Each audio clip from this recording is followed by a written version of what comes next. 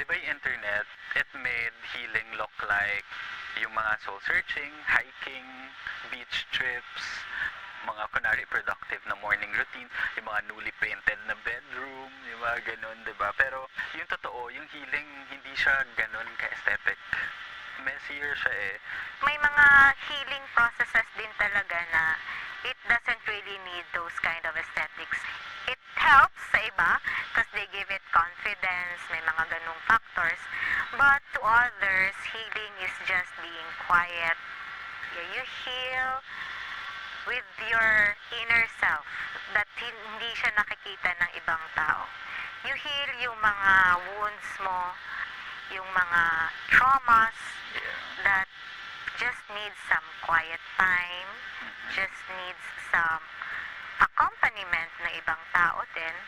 Tsaka ako naniniwala, yung healing, it's not a timeline. Parang loop siya, cycle. Minsan kasi akala mo healed ka na, tapos maya-maya, uy, relapse tayo. Parang babalik tayo, may maalala tayo, masasaktan tayo sa nakita natin. Na parang, okay, nag-heal na ako, pero ongoing pa rin pala yung healing. Hindi natin mapanghahawakan kung kailan ka mag-heal.